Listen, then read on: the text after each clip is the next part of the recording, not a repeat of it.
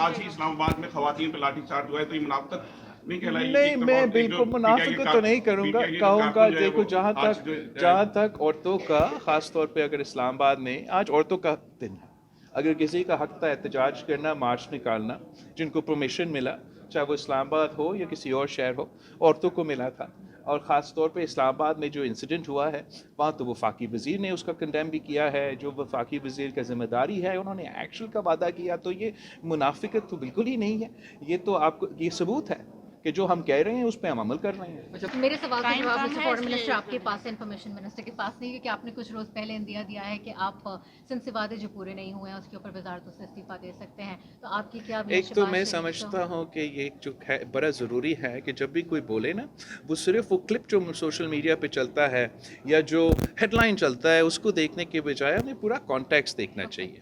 میں جب سندھ میں بات کر رہا تھا، ہمارا ایک فنکشن تھا جس پہ ہم اپنے جو خاص طور پہ جو زراعت پہ مسائل پیدا ہوئے ہیں سیلاب کے نتیجے میں، اس کا ایک انوگریشن ہم کر رہے تھے کہ سندھ حکومت کی طرف سے ہم چھوٹے جو ہاری ہے، چھوٹے جو کسان ہیں ان کو مالی مدد دے رہے ہیں. اس لیے ان پٹ کاسٹ میں اضافہ ہوا ہے، تو ہمارا کوشش ہے کہ ان کا جو سیڈ کاسٹ ہے ہم وہ کور کریں ہمارے طرف سے.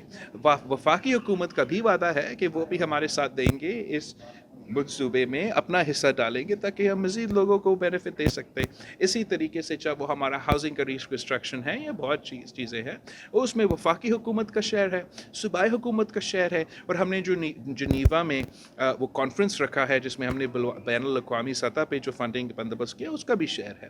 تو جو میں نے کہا وہ یہ کہا تھا کہ مجھے جسٹیفائی کرنا کہ میں وزیر رہوں اگر یہ باتیں پورے نہیں ہوں وہ مشکل ہوگا. میں نے کوئی دھمکی نہیں دی. ایک تو میں ادھر ہی ہوں اس کانفرنس میں، تو ڈیٹیلز میرے پاس نہیں ہیں، اور ڈیٹیلز کے بغیر بات کرنا تو شاید صحیح نہیں ہوگا. میں اتنا تو کہہ سکتا ہوں کہ ہم سب پرامن احتجاج کے حق میں ہیں. ہم سب چاہتے ہیں کہ پرامن طریقے سے ہمارا جمہوری جو حقوق ہے ان کو ہم استعمال کریں. اس کانٹیکس کا تو شاید مجھے نہیں پتہ، مگر ویسے مجھے طریق انصاف کے حوالے سے اتنا پتہ ہے کہ نہ آج نہ کل وہ پرامن احتجاج میں یقین رکھتے ہیں، نہ آج نہ کل وہ جمہوریت میں یقین رکھتے ہیں. وہ ہمیشہ انتہا پسند سیاست پہ یقین رکھتے تھے، نہ وہ پارلیمان میں آ کے اپنا کردار ادا کرتے ہیں.